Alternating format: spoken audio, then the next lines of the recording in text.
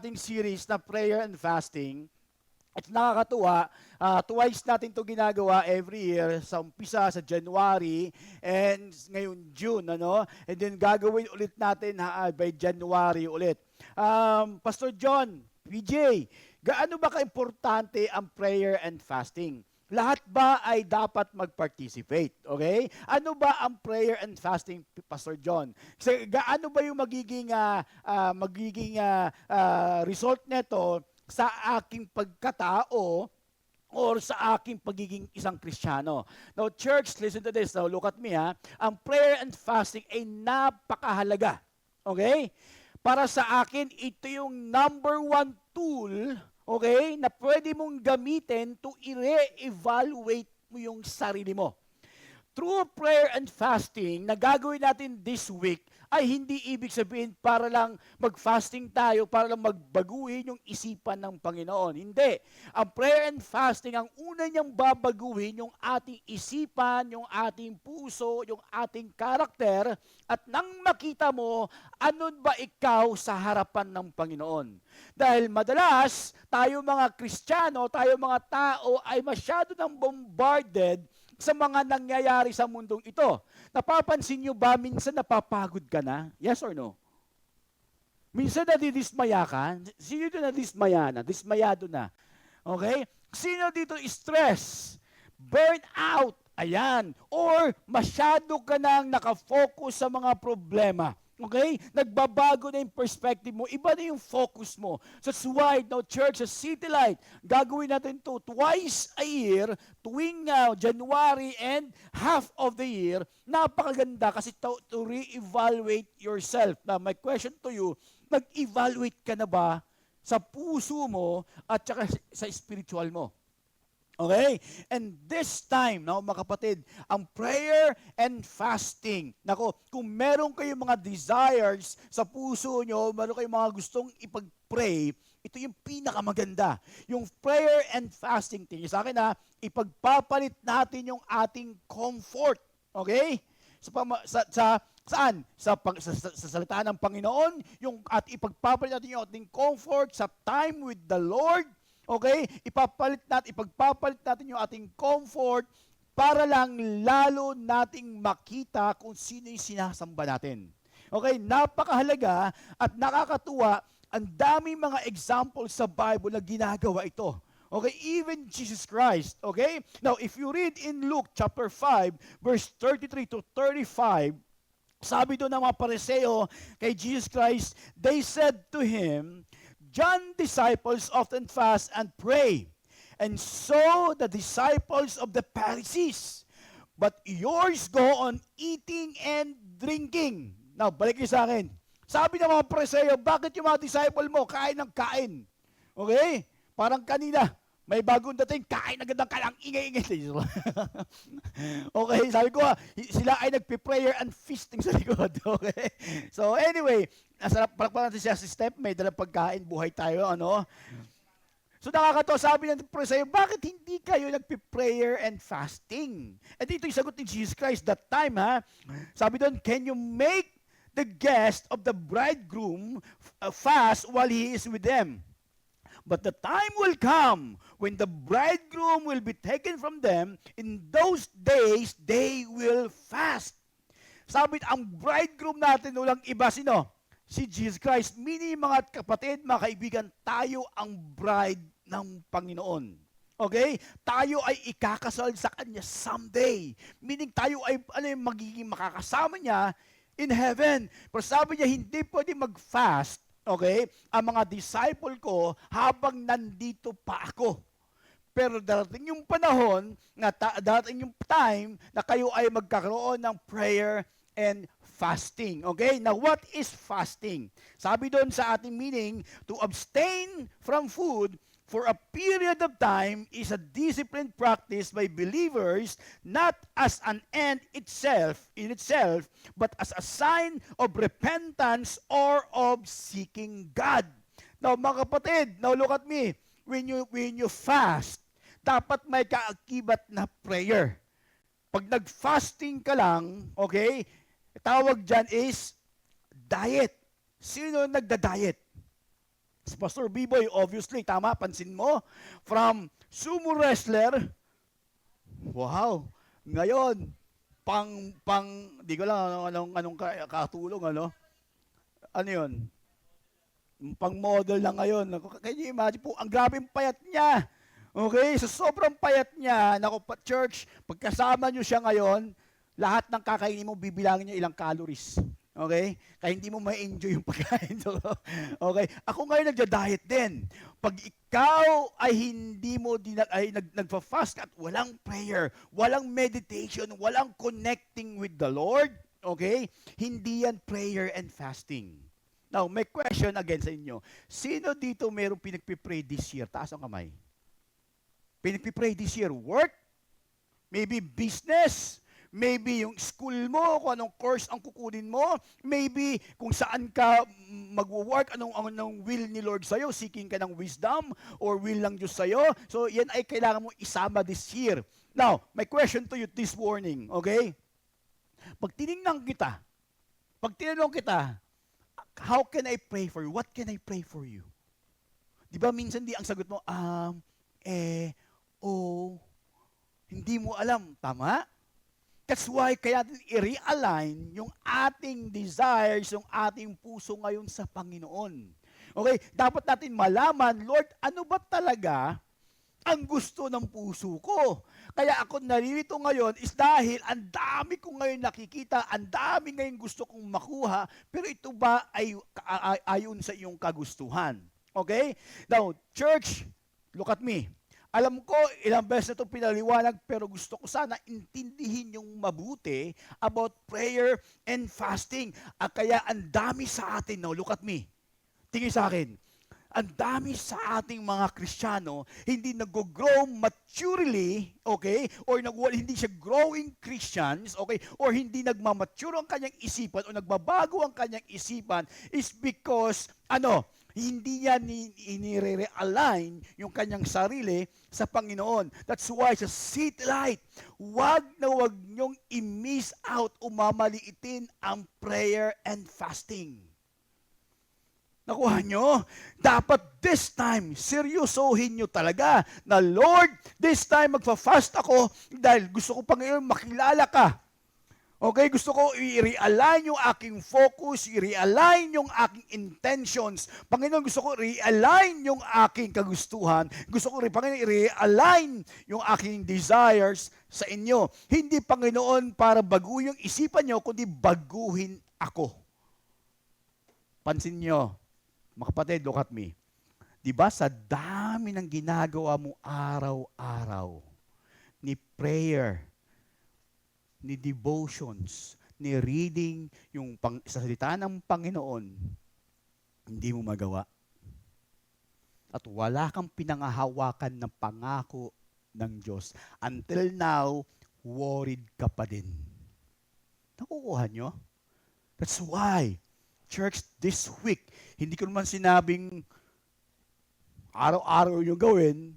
Well, it depends on you. It depends on your convictions. Bago mo simulan ang prayer and fasting, tingin sa akin, mag-decide ka na ngayon ano ang pwede mong i-let go.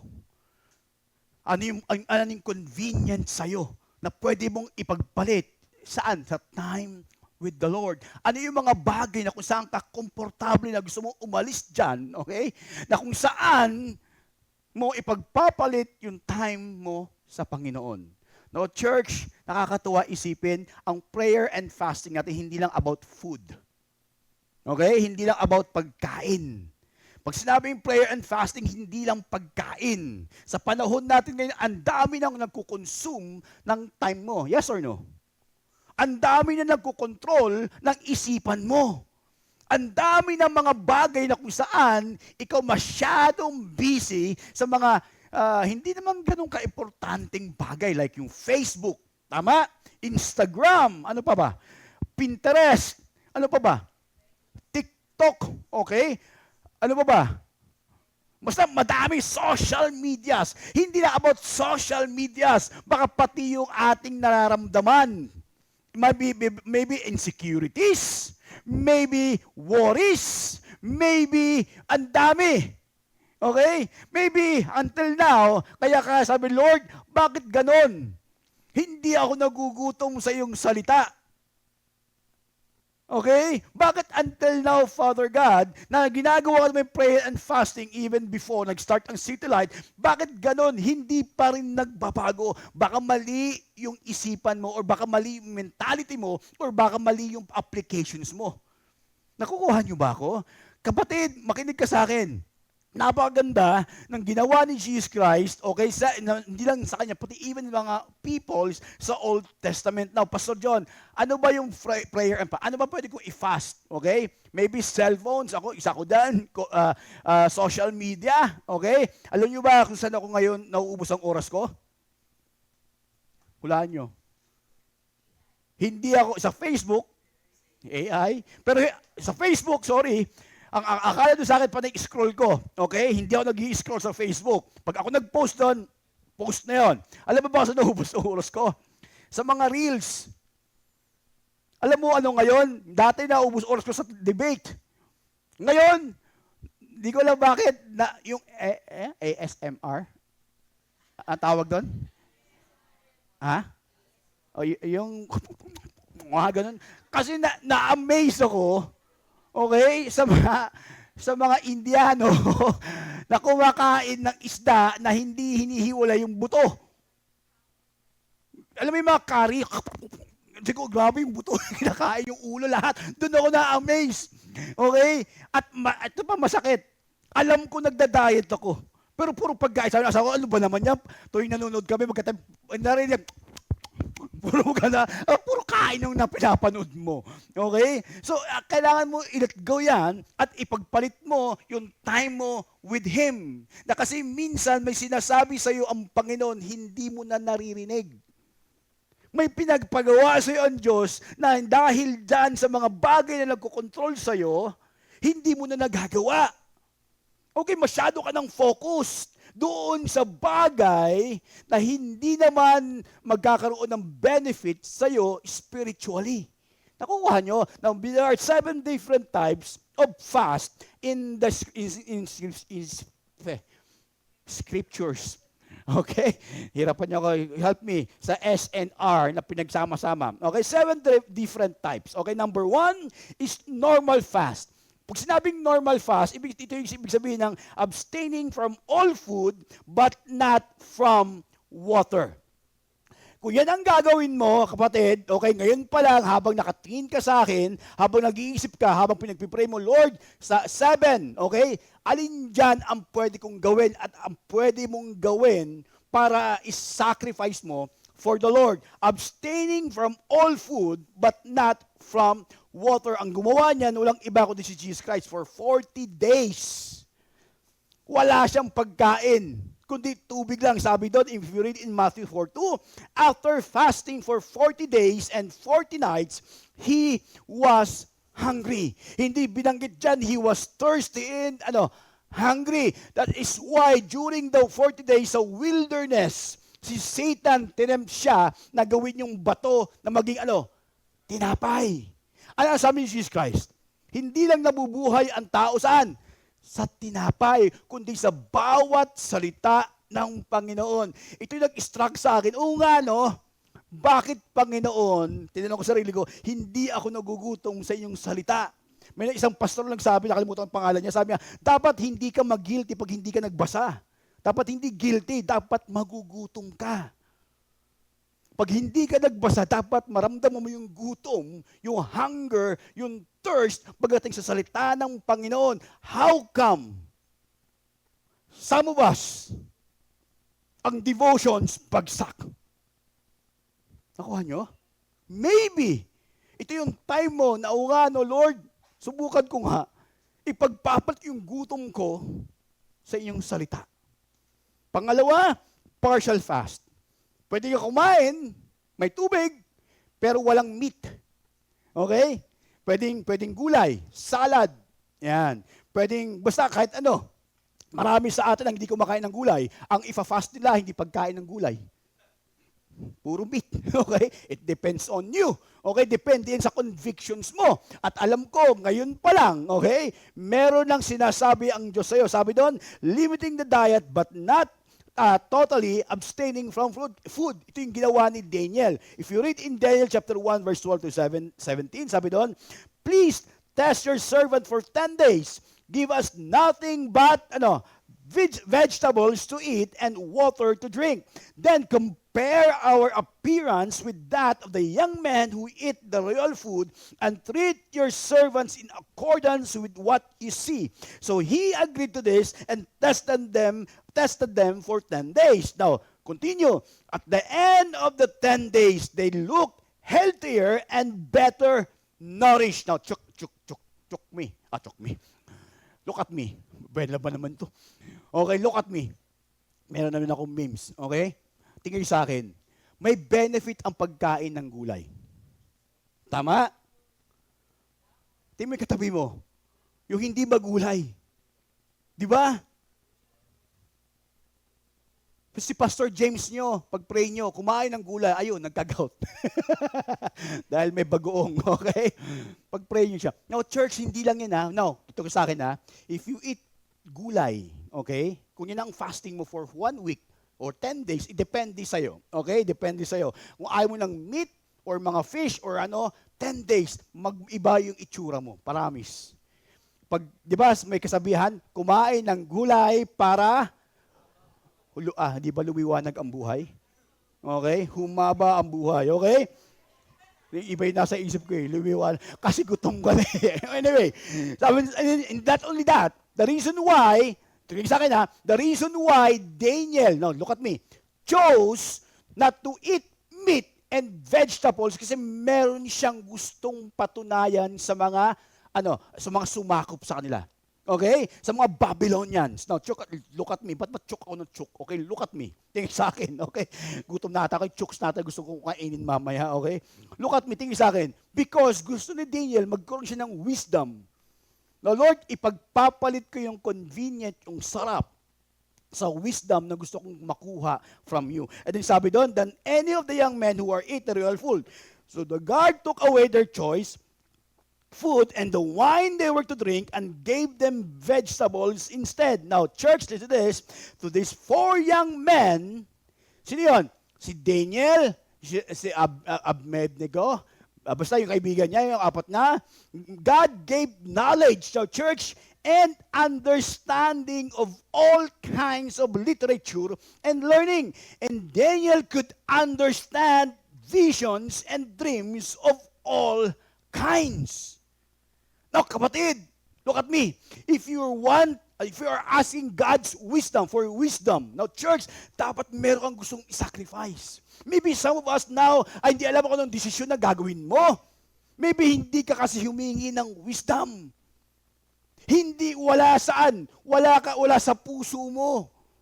Nakuha nyo? If you really want wisdom and understanding and knowing your Savior, dapat na, Lord, ipagpapalit ko ito para sa inyo. Ipagpapalit ko ito mga bagay na to, Father God, upang maintindihan ko lalo kung anong gusto mong ipagawa sa akin. Nakuha nyo? Galing, di ba? Maybe, church, ang prayer and fasting natin nakaraan ay hindi talaga nasa puso. Napipilitan. Nakuha nyo? Walang desires to know your God. And then sabi ni Daniel in 10:3, sabi niya, can we read this together? I ate no choice food, no meat or wine touched my lips, and I used no lotions at all until the 3 weeks is over. 3 weeks. Hindi naman sinabi 3 years, no, 3 weeks. Depende sa'yo. Maybe months, it's up to you. Maybe days. Yung bang gagawin mo lang is to seek God's wisdom. Na Lord, ano ba talaga? Okay? Di ba nag-aaral kayo? Alam si Emerson, di ba Emerson, pag nag-aaral ka, gusto mo talaga alamin? Hindi lang talaga alamin, kundi gusto mo intindihin. Tama ang pinag-aaralan mo. Hindi lang para gusto mong intindihin, gusto mong unawain masyado at mai-apply sa buhay mo hanggang sa makita sa'yo kung ano yung ginagawa mo. Okay ba yun? Parang pagkain, di ba? What you eat, ano? Who you are, ano yun? What you eat, you are what you eat. Thank you, Jex. You are what you eat. Okay? Nagsama-sama yung mga kaibigan ko tuloy. Who your friends are, and I will tell you, ano. Masyado, mataas ata sugar ko ngayon. Okay? Okay? Sorry, alam ko, bawal sa akin. Kumain ako ng pancake. Okay? Kaya, sabi ko ni JM, test nyo tayo yung sugar ko. Sabi ko, hindi. Hindi, kasi alam ko si mataas, okay? Now, pangatlo, ito yung tinatawag na absolute fast. Avoiding all food and water for a short period of time. Now, church, meron na ba kayo nakikita? 1, 2, or 3? Pag sinabing short period of time, bawal kang kumain, bawal uminom ng tubig, bawal kumain. Short period of time. Maybe sa inyo baka gawin to, pero 1 oras lang. Okay? Pero hindi po ito advisable sa may mga sakit. Okay? Bawal po yan. Kung may sakit ka at nagtitake ka ng medicine, kailangan mong may pagkain. Okay ba yun? So that's why you have to choose from 1 to 7. If you read in Esdra, ito yung ginawa ni Esdra, because yung mga tao ay nagkakaroon ng problema, sabi doon, then Esdra withdrew from before the house of God and went to the room of Jehohanan, son of Eliashib. While he was there, he ate no food and drank no water because he continued to mourn over the unfaithfulness of the exiles. He was so, alam mo yung narinig niya, ni Esdra ng yung mga Israel ay nakipag-apid sa mga hindi naman kapwa nila Israel o Jew. And ito pang masama, kung anong ginagawa ng mga pagan ay ginagawa na rin nila. So sumasamba na rin sila sa Diyos. That's why nung narinig ni Esdra, grabe, tinor niya ang kanyang clothes at nag-fasting. Dahil alam niya na anong gagawin ng Diyos sa bansang Israel na that time. Okay, that's why nag-fasting siya. Grabe, no? Now, church, look at me. Pag may narinig kang kasalanan o ginawa ng kapatiran mo, nalulungkot ka ba? Pinagpipray mo ba? Good. If you read in Esther, na ginawa ni Haman, sabi ni Esther kay Mordecai, go, gather all the Jews who are in Susa and fast for me. Because that time si Esther ay haharap sa king. Dahil yung si Haman gumawa ng way para patayin lahat ng Jew. Okay, so ginawa ni Esther, please, Mordecai, please tell the people, tell the church, tell the Jews, the Israel, to fast for me. Sabi niya, do not eat or drink for 3 days, night or day. I and my maids will fast as you do. When this is done, I will go to the king, even though it is against the law. And if I perish, I perish. Grabe. 3 days. Mourn. Ano yung mga tao, how they mourn? Uupo sila, magsusot ng sackcloth, ng parang basahan, and yung ashes. Nilalagay nila sa buong katawan nila to show na sila ay nagpapakumbaba sa harap ng Panginoon. Yan ang prayer and fasting. Nagpapakumbaba. Okay? Na Lord, kailangan ko kayo. Kailangan kita. Okay? And then also ginawa din ni Paul in Acts chapter 9, after sa road to Damascus, siya ay nabulag. Sabi doon, for 3 days, Paul was blind and did not eat or drink anything. 3 days. Tanong ko, kaya mo ba yun? Okay? 3 days. Hindi ko naman sabi gawin mo. Okay? Pero mamili ka. Pwedeng 1 day, pwedeng 2 days, it depends on you. Okay? So, mamili ka. 1, 2, 3, and 4. And my prayer sa inyo, huwag nyo sanang gawin itong pang-4. Delikado. Ito yung tinatawag na supernatural fast. Isa lang gumawa nito. si Moses. Sabi doon, God suspends the bodily functions, in this case, for 40 days. Actually, this is not normal. Church, ini-encourage ko kayo, huwag yung gawin ang number 4, yung supernatural fast ng 40 days. Baka paglamayan namin kayo. Okay? Okay, baka yung 40 days dyan, ito yung 40 days of, ano yan? Yung death anniversary ba tawag doon?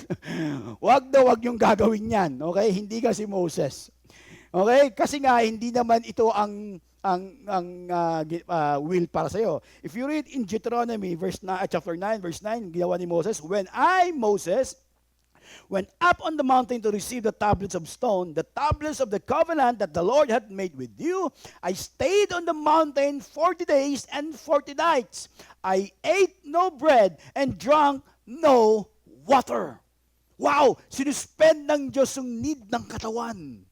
Hindi nagutom si Moses, hindi siya na, wow, why, grabe ano? Can you imagine talking with God? Waiting sa covenant. Na-imagine nyo ba yung Mount Sinai kung gaano nakakatakot? Di ba? Naranasan nyo pumutok yung mayon? Di niya pala pinatubo. Taal na lang. Okay? Subukan mo tumayo dun sa taal sa paanan, pumutok yung taal, anong gagawin mo? Imagine mo sa Mount Sinai, na church, gusto ko lang sana ito extend konti. Sa Mount Sinai, may thunders, may clouds, may fire. Nakakatakot. Mahawakan mo yung paanan ng bundok, patay ka, dedo ka. Okay? So, wag yung gagawin. Sabi mo sa tabi mo, Brad, sis, gusto pa kita makasama na matagal.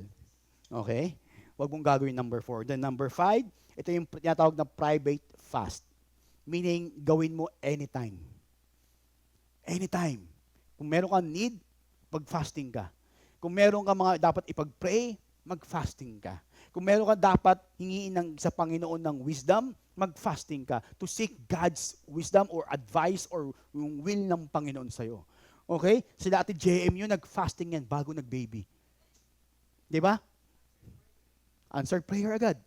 Yung galing, di ba? Boom! Mga anak na sa JM sa September. Ngayon, meron nagpipray ng baby. Nag-prepare na siya. Nagda-diet na rin. Okay? Pero, yung isa doon, tahimik na sa likod. Di ba? May mga pinagpipray.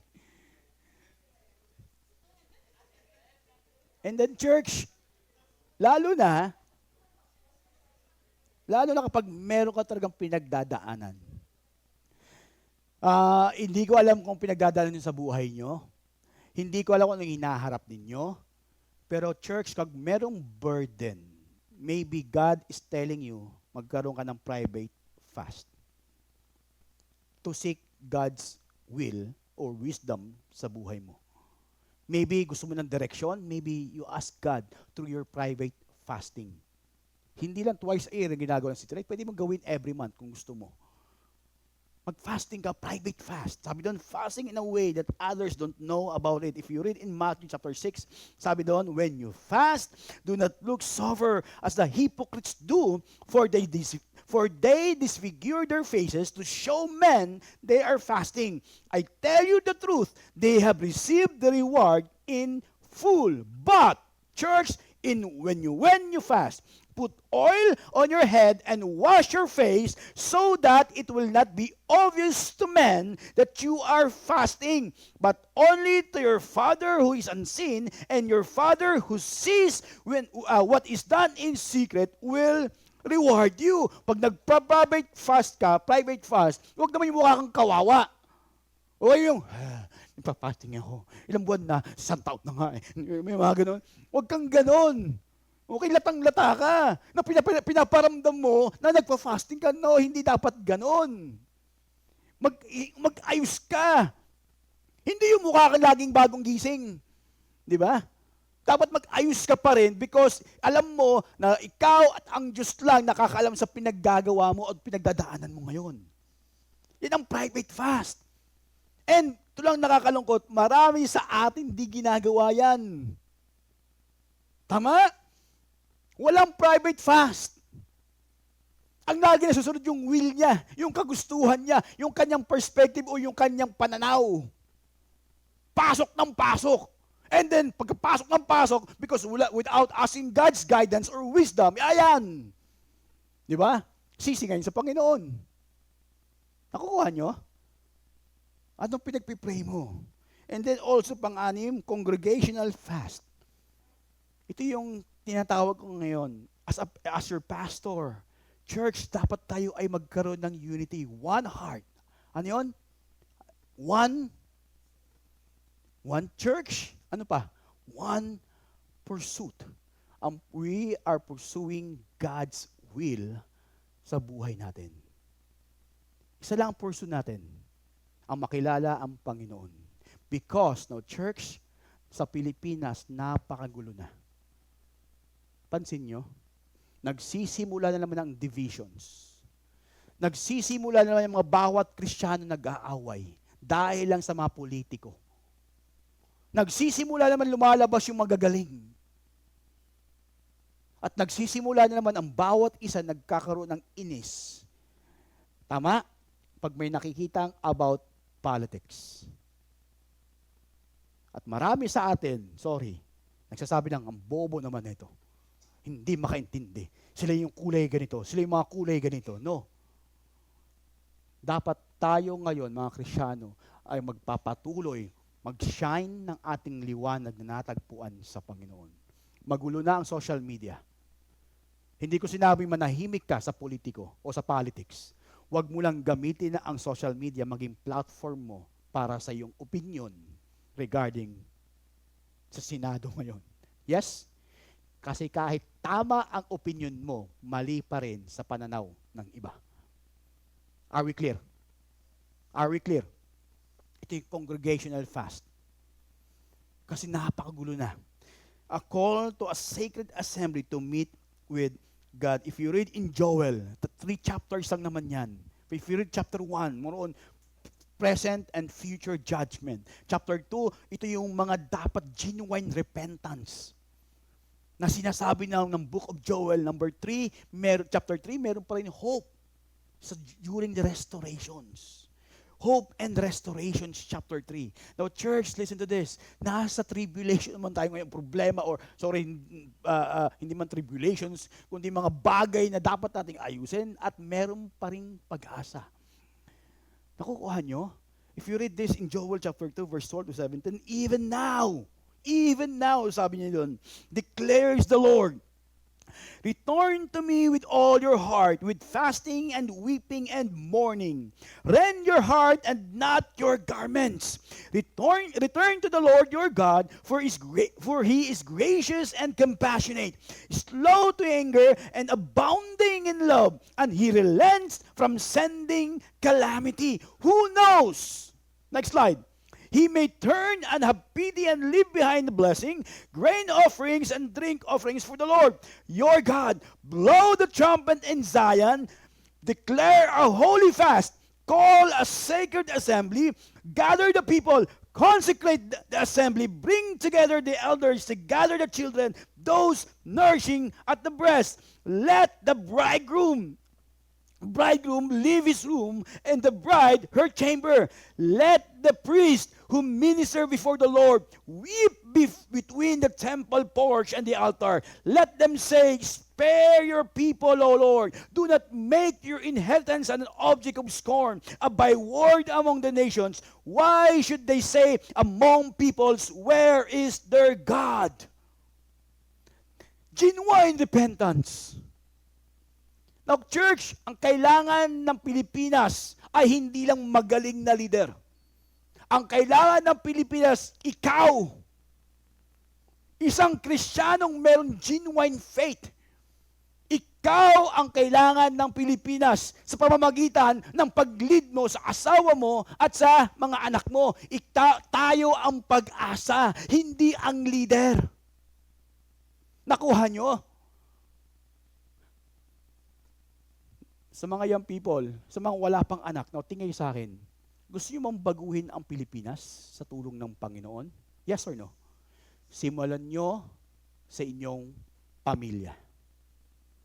Dahil naniniwala ako kung tama ang values na ipinasa mo sa anak mo, kung tama ang leadership na ipinasa mo sa mga anak mo, kung tama ang mentality, kung tama ang puso, kung tama yung guidance, kung tama yung principles na galing sa salita ng Panginoon, someday, church, yung anak mo, maybe yung anak mo o yung anak ng iba, o yung mga taong minomentor natin, ay magiging leader ng ating bansa. Naniniwala ba kayo? At diyan magsisimula ang tunay na revival. Kahit na sinong matipuno o Kristiyanong ilagay mo sa ating Pilipinas, pangit pa rin yung bakit? Pangit na yung kultura natin. Nakuha nyo? Pangit na ang kultura. So dapat baguhin natin sa ating alin? Isipan, puso, at sa ating pamilya. Okay ba yun?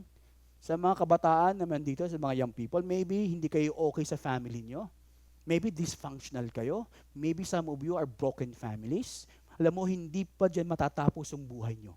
Pwede kayo magsimula ng panibago. Nang na-experience nyo yan, nangyari yan sa inyo, upang someday, balang araw, pag kayo ay nagkaroon ng pamilya, babaguhin nyo, puputulin nyo yung curse. Amen ba yun? At magsisimula ang panibago sa inyo. Is God good? All the time? Sabi mo katabi mo, alam mo, magkakampi tayo. Magkaiba man ang politiko natin, iisa pa rin ang Diyos natin. Amen? Magkaaway man kayo ng politiko natin, iisa pa rin ang Diyos natin. Nakukuha nyo? Ang Diyos pa rin ang maglalagay. Tinanong ko nga may natanong sa akin, Pastor John, bakit yung binoto mo? Okay? Makulit. Sabi ko, binoto ko yan, conviction ko yan Sabi, bakit ganun? Bumoto ka ng bla bla bla. Okay? Sabi ko, bakit kayo nilagay ng mga evil kings sa panahon noon? Bakit hinayaan ng Diyos na may mga evil kings? Bakit hinayaan niya na mag-reign yung mga evil kings? Meron bang evil sa evil? Why? To teach His people. Maybe, yung ating government ngayon is teaching us to stand saan? Sa katotohanan.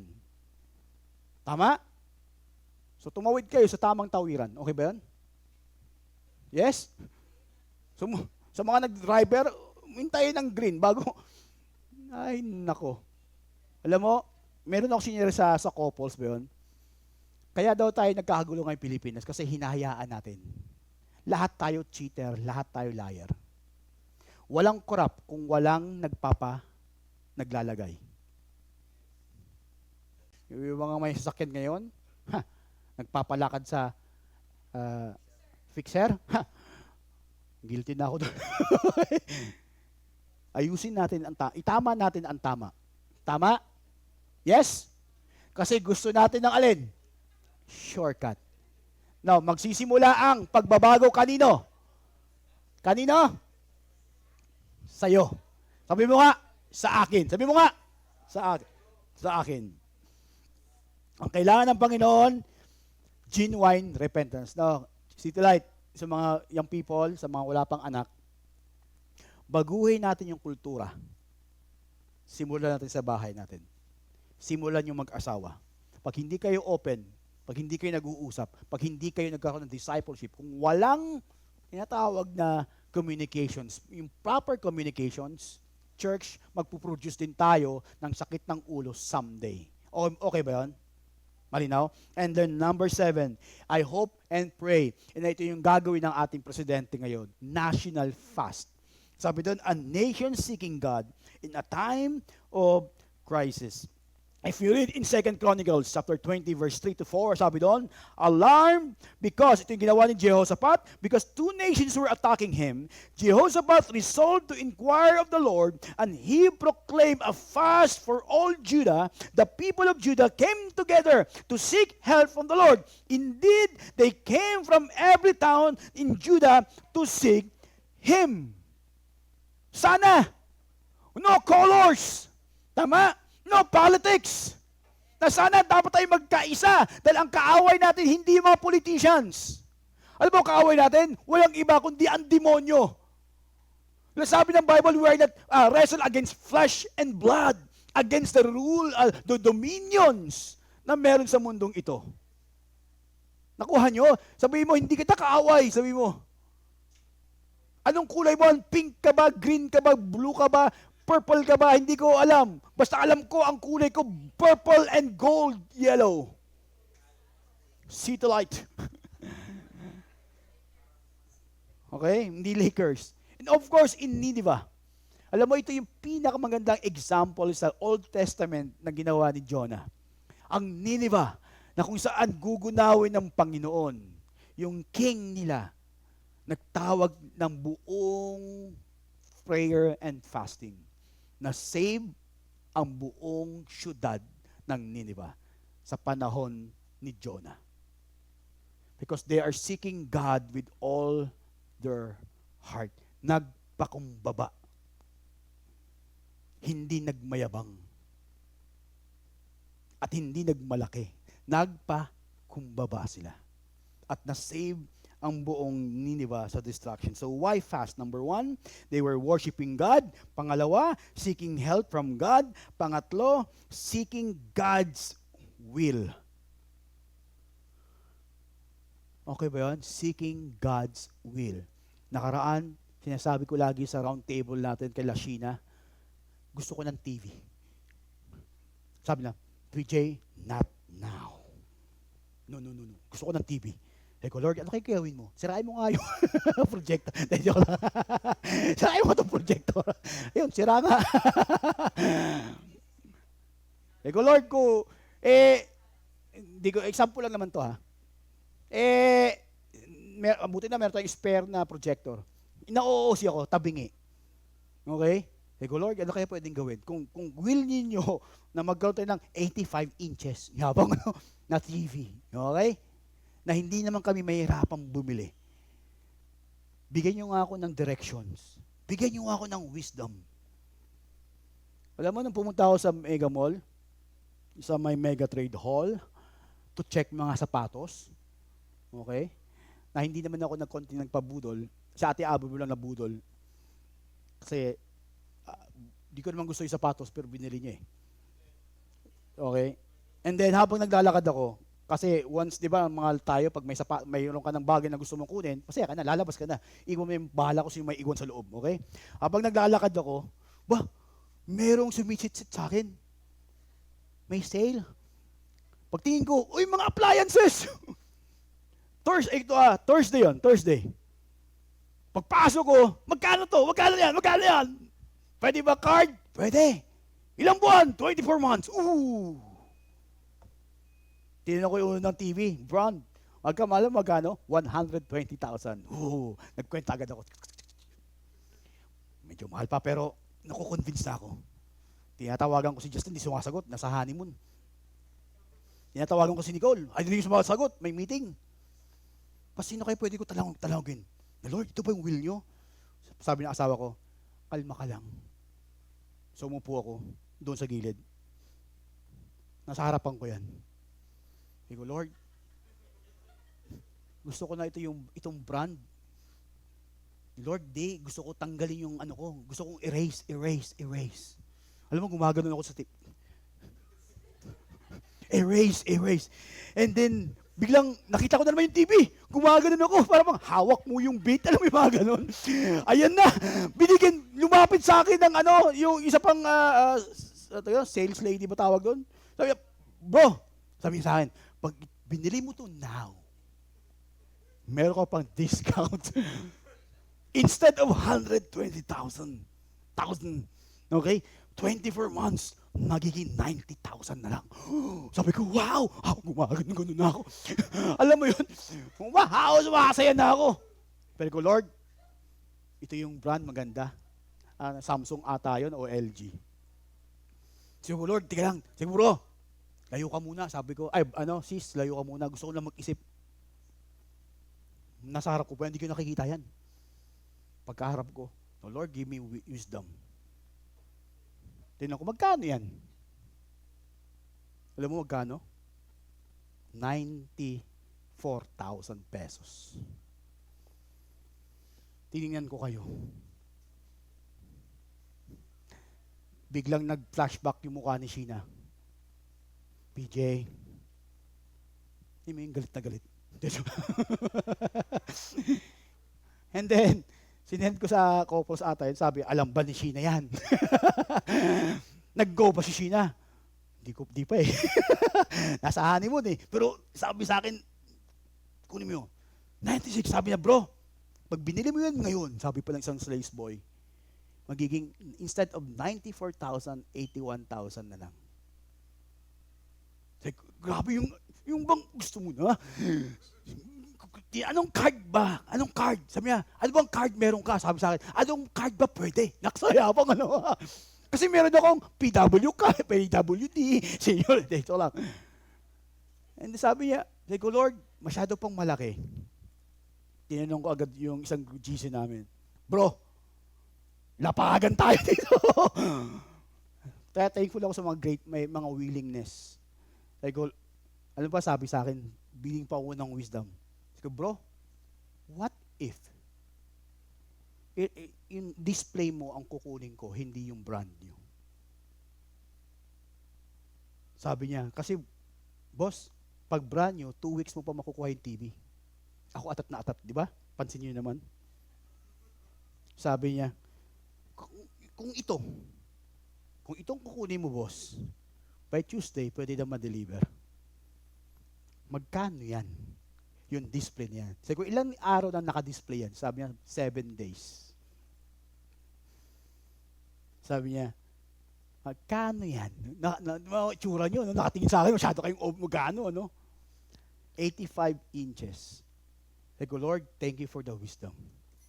Alam mo, sir, pag ito ang kinuha mo, mas mababa pa. Magkano? Less 30,000 halos. Alam mo, church, God is good. Nakuha natin yung TV natin for 56,000 pesos. Hindi cash. 24 months, 0 interest. At masarap pakinggan. Isa pa, nagpapalaki ng puso ko, may mga taong nag-pledge. Hindi lang yan. Maraming gusto mag-pledge. Alam mo, first time ko magsabi, sorry, yung pledging close na. Is God good? Sometimes, we need to ask God for wisdom, directions. Maybe masyado tayong bombarded ng mga problema ngayon, ng mga emotions ngayon, ng mga sin, ng mga nangyayari ngayon sa Pilipinas. Tumataas na yung gasolina.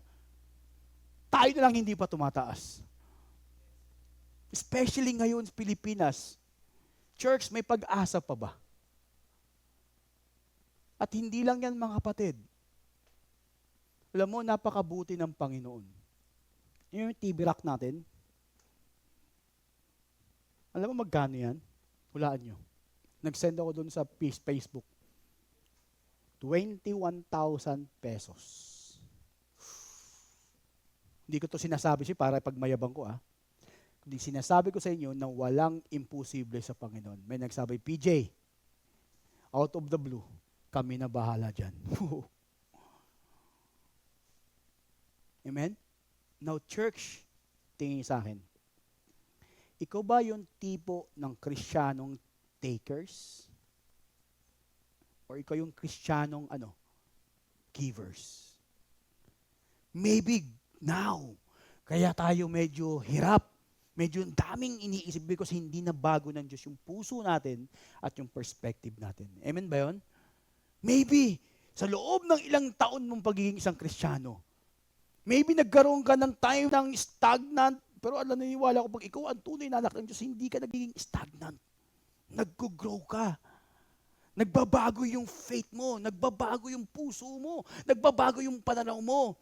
Maybe yung prayer and fasting mo, ginagawa mo lang out of your responsibility. Out of because meron kang wants. Sabi ng Bible, if you delight yourself in the Lord, and He will give you the desires of your heart. Maybe the desires is knowing Him personally, knowing Him more. Dapat yan ang magiging desires natin. Amen ba yun?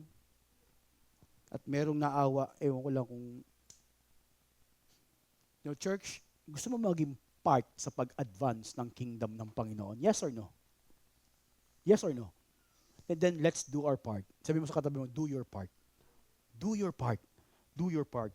So the primary purpose of fasting and pakibasa sabay-sabay, the primary purpose of fasting is to seek God's guidance. Now, church, ito yung mga benefits ng fasting. Gusto ko susunod nito o picturean nyo. Number 1, malinaw na masyado yung TV natin. Tama? Okay? Ito yung benefits. Number 1, we are humbling ourselves. Alam mo, matututo ka magpakumbaba. Pangalawa, we will see life's priorities more clearly. Life's priorities more clearly. We will see balance return to areas of our life where there is imbalance. Aminin mo man hindi, may imbalance sa spiritual life mo. Aminin man mo o hindi, may imbalance sa time mo, sa buhay mo. Hindi balance.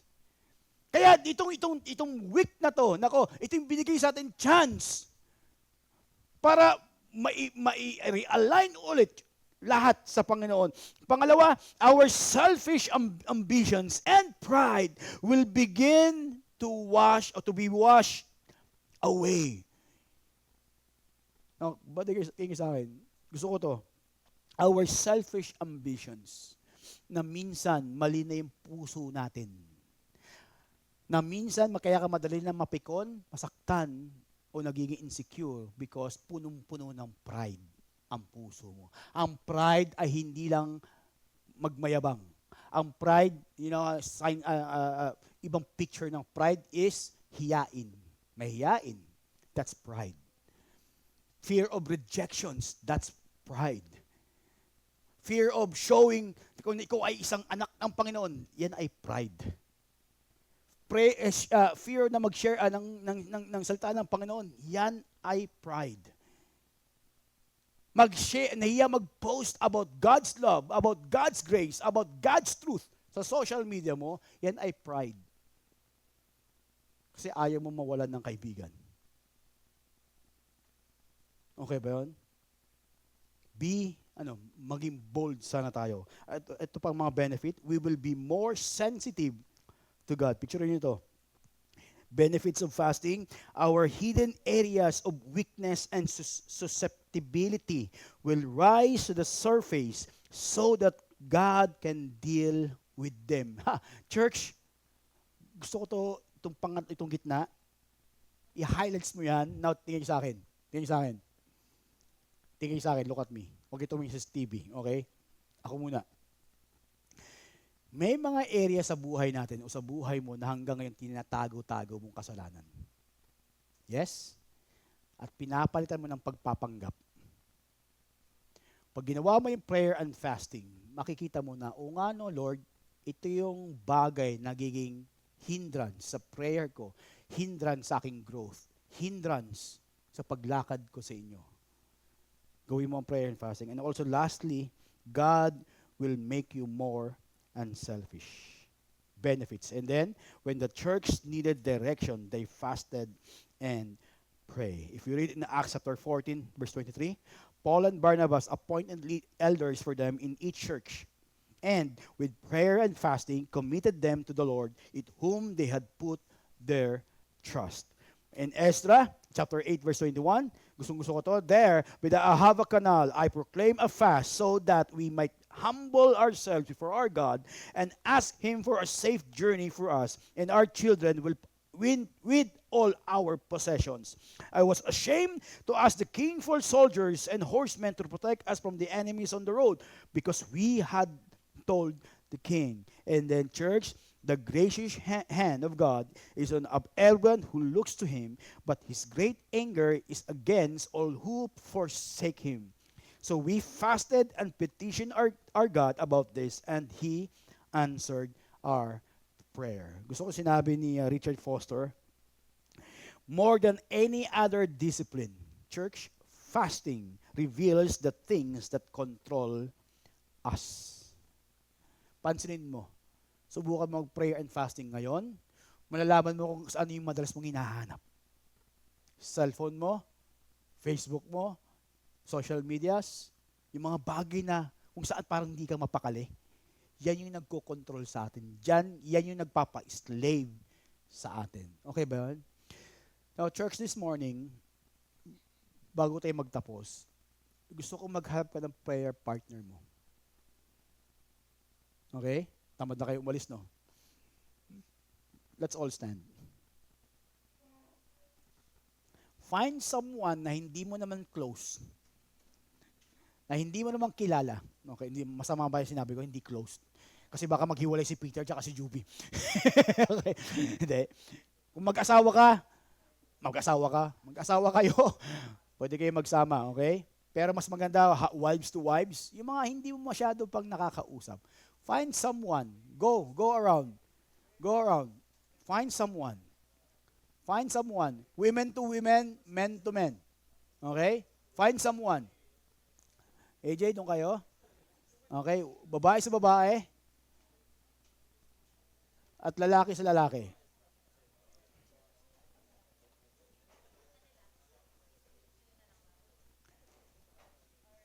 And then ask them, ano ang pwede kong ipagdasal sa'yo? By two lang ha, by two.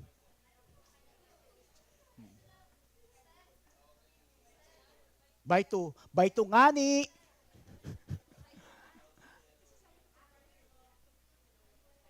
Partner. Pakilabas mo na yung prayer request sa church. Para tuloy-tuloy lang kayo. Church, alam ko lahat tayo millennials dito, okay? Walang may hawak ng ballpen tsaka papel. Sigurado yan. Lahat ng sasabihin niya sa'yo, makakalimutan mo. Promise.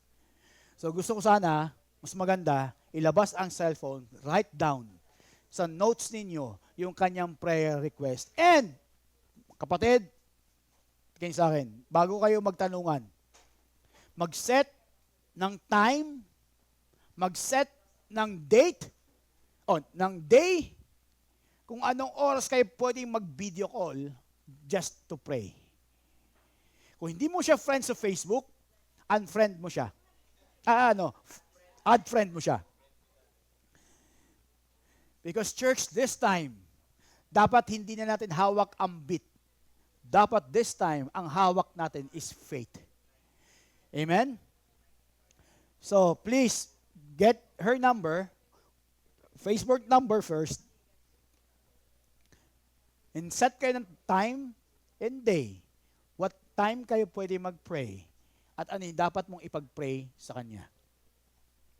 Now na. Okay, baka mahaba yan, pero pwede i-continue by next week. Basta, starting today, what can I pray for you?